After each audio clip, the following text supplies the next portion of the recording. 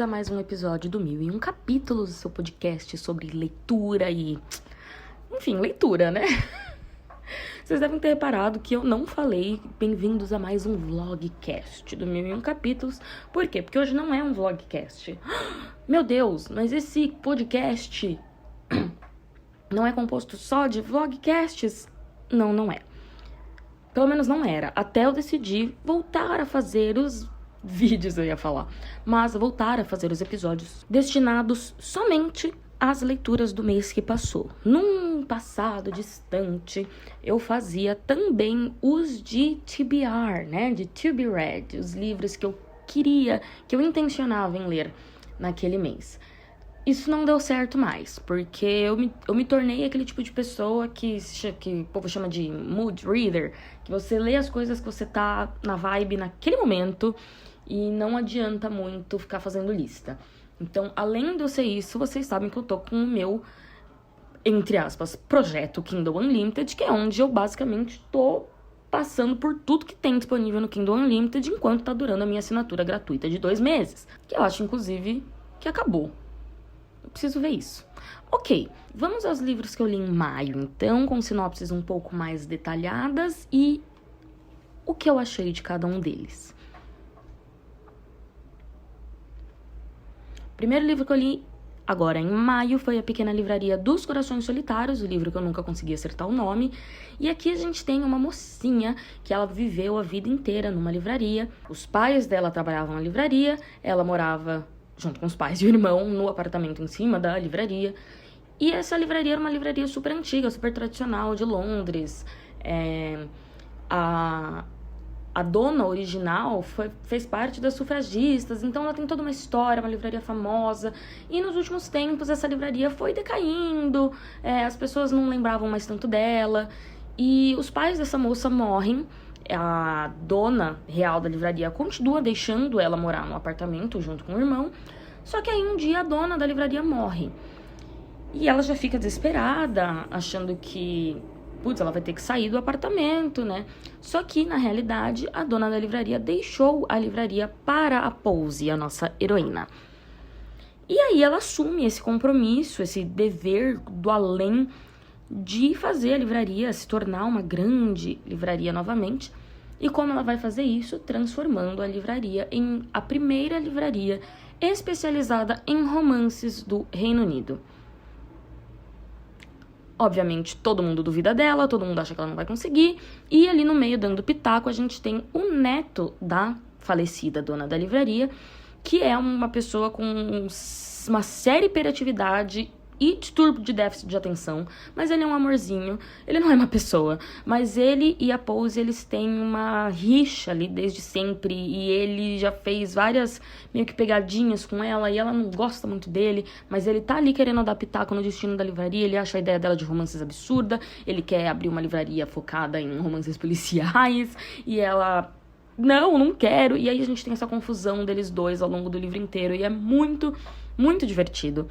Esse livro, ele apareceu num momento em que eu precisava muito ler algo daquele jeito, algo que, focasse em um final feliz, algo leve, algo seriamente engraçado, porque eu dei umas boas risadas. E a gente tem um romance muito fofo, a gente não tem aquele romance escancarado, que o tempo todo é algum protagonista pensando no outro. E não, ele é um romance que tá ali, mas ele é bem discreto, ele é bem gostosinho. E eu dei 4 estrelas pro livro, recomendo muito. Ele faz parte de uma série, sendo que todos os volumes são independentes. São 4 volumes, sendo que cada um acompanha uma funcionária e, no caso, um funcionário da livraria diferentes. Então, logo, logo eu vou partir pro segundo. Depois eu li o Entre o Amor e a Vingança, o primeiro livro do Clube dos Canalhas, que a gente tem outro romance. Eu fiquei meio focada nos romances agora em maio. E aqui a gente tem um moço que perdeu tudo que ele tinha num jogo de azar e que anos depois ele recuperou a fortuna dele, só que falta uma propriedade que sempre pertenceu à família dele, ele quer porque quer recuperar essa propriedade, só que essa propriedade foi anexada ao dote de uma moça. E ele meio que rapta ela para casar com ele, para ele ter de novo acesso a essa propriedade. Aqui a gente tem uma alusão a a história da mitologia de Hades e Perséfone, que é o senhor do submundo, levando a mocinha para ser a sua esposa do submundo. E aí a gente tem, né, assim como na história grega original, a gente tem Perséfone, que nesse caso é Penélope, se recusando, se negando e resistindo mesmo a essa nova vida, até que ela desiste e se abre e assume mesmo esse papel como senhora da escuridão, senhora do submundo. E é basicamente o que acontece aqui com a protagonista. A gente tem esse arco de ela se dando valor, de autoconfiança, e ela abraçando essa nova vida que foi disposta diante dela, junto com esse marido esquisito dela. Aqui o romance é bem óbvio, né? A gente tem os dois protagonistas já casados nos 3 primeiros capítulos. Então, o plot mesmo gira em torno da Penélope, percebendo que ela vale alguma coisa, porque ela tem problemas sérios de confiança, e do marido dela, que eu infelizmente esqueci o nome, mas do marido dela, tipo, aceitando que ele pode sim amar, que vingança não é tudo. E, enfim, é um romance de época, né? Se passa lá em 1800 bolinha, então as características são clássicas de romances de época. Eu gostei bastante, eu dei 3 estrelas, como eu dou pra 90% dos romances de época que eu leio. Foi legalzinho. Até quero ler o resto da série, mas não é nada que eu tô, tipo, correndo atrás. Assim como no Livraria dos Corações Solitários, assim como em 90% de séries de romance de época, a gente tem os outros livros acompanhando outros personagens. Em seguida, eu li O Mulher Diabólica, da Agatha Christie.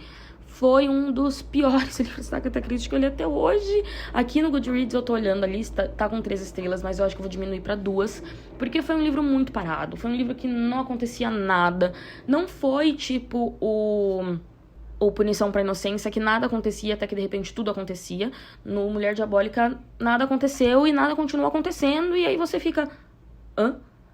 Então, aqui a gente tem... é uma sinopse meio doida, na realidade. Aqui a Miss Marple, ela vai pra Londres, passar um tempo num hotel que tem lá em Londres, isso é mais ou menos nos anos 60, e esse hotel, ele se orgulha por manter a aparência, o menu, tudo na realidade, assim como eram nos velhos bons tempos. Então, basicamente, só tem velho no hotel, porque eles vão lá, enfim, saudosistas. E neste hotel, ela começa a prestar atenção no que tá acontecendo ao redor dela, e ela começa a perceber alguns comportamentos estranhos. Ao mesmo tempo, a gente tem a Elvira, uma filha não reconhecida, mais ou menos, de uma celebridade, que também está no hotel. Tá todo mundo no hotel. E aí, além dessa mulher que é meio celebridade, já teve 1 milhão de maridos, a gente tem um corredor de carros, né? Polonês, que meio que se envolve com a mãe, aí meio que se envolve com a filha. E aí a gente tem vários crimes acontecendo ao longo da Inglaterra e da Irlanda, vários roubos que não fazem muito sentido e que, sinceramente, pra mim, até agora ainda não entendi muito bem como eles fizeram. E aí a gente fica meio que se perguntando como tudo tá interligado. Só que eu acho que a gente demora muito pra perceber como tudo tá interligado. E não é nada tão interessante assim, sabe? Não é um crime que você fique... oh, meu Deus! O crime, tecnicamente, são os roubos. Não é nenhum assassinato misterioso. E 90% do tempo a gente tá acompanhando as investigações pela polícia mesmo. E, tipo, a graça dessas histórias de detetives são os detetives, não a polícia. A polícia sempre fica como, tipo... os policiais que estão ali só pra dar um backup. Mas quem resolve o crime mesmo é o Sherlock Holmes, é o Poirot. E os policiais ficam, muito obrigado. Então, foi realmente muito fraquinho. A gente tem essa sopa de personagens aí que ninguém tá entendendo muito bem o que o outro tá fazendo. Então, uma pena. Depois dele eu li o Roomies, que na realidade eu li em português, então eu li o Apenas Amigos, o livro lá da menina e do irlandês. Aqui a gente conhece a Holland, ela mora em Nova York, ela não faz a mínima ideia do que quer fazer com a vida dela, ela se formou em escrita criativa, mas nunca escreveu nada, então ela trabalha, ela consegue um emprego meio que de favor no espetáculo da Broadway, dos tios dela. E ela tem um crush violento num músico de rua, que ela descobre que é irlandês e tudo mais, ele é lindo, ele é legal e ele é muito talentoso. E a oportunidade surge dela colocar esse cara no espetáculo da Broadway dos tios dela. É a oportunidade perfeita, todo mundo se apaixona pela música dele, é tudo perfeito. Só que ele está ilegal no país. E o visto dele já venceu há 4 anos. Ele está há 4 anos legal nos Estados Unidos. Então fica meio difícil pra ele ser contratado, né? E aí a solução que aparece meio que sem querer, mas ela acaba levando a sério e aí dá certo, é que ela se case com ele pra que ele consiga um visto. Então, pra eles convencerem a imigração, eles têm que morar juntos, eles têm que fingir que são realmente um casal. Então a gente tem aquele trope do casal que finge ser casal e depois vira um casal de verdade. Só que ela não conta pra ele que ela era muito apaixonada nele antes, tipo, platonicamente, porque ia ficar meio creepy, né? Mais creepy do que já é. E então a gente tem o plot ali do livro. Eles tentando convencer a imigração, eles meio que se apaixonando, ela fingindo que eu não sentia nada por você antes. E a gente tem ali, em segundo plano, a personagem descobrindo ali uma certa independência, porque ela é muito dependente dos outros. Então a gente tem ela ao longo dessa jornada descobrindo a própria independência. Eu gostei desse livro, eu dei 3 estrelas pra ele. Eu achei que o romance talvez pudesse ter sido um pouquinho mais trabalhado. Achei, mas o romance foi bem gostoso, os personagens são legais. Eu gostei da Holland, eu gostei desse dilema dela de, tipo, tenho 25 anos e não sei o que fazer da minha vida, eu me formei numa coisa que eu nem tô trabalhando, e eu tô dependendo muito dos outros, e eu quero assumir as rédeas da minha própria vida. Eu gostei desse dilema, acho que muita gente pode se identificar.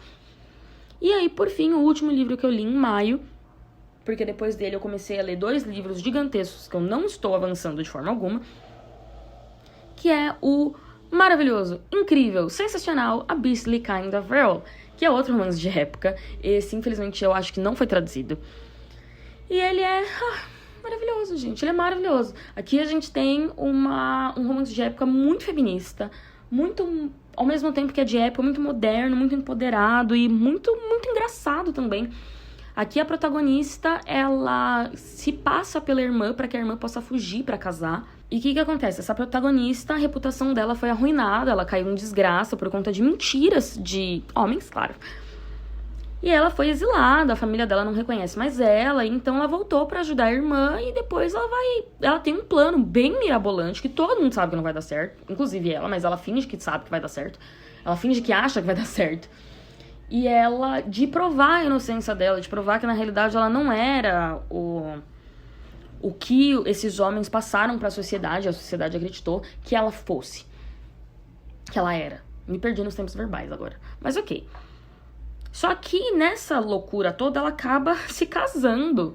Só que de mentira, porque ela se casa como se fosse a irmã, com um lord aí que precisa de uma esposa. Ele é um conde, eu acho, na realidade, né? É o Earl. Que ele precisa de uma esposa para que seja liberada a herança que a mãe dele deixou para ele. E ele tem planos muito interessantes para esse dinheiro. E ele precisa desse dinheiro logo. Então ele tá procurando uma esposa. Ele descobre que a Thea tá fingindo ser a irmã. Então ele sabe que na realidade o casamento não vai ser válido.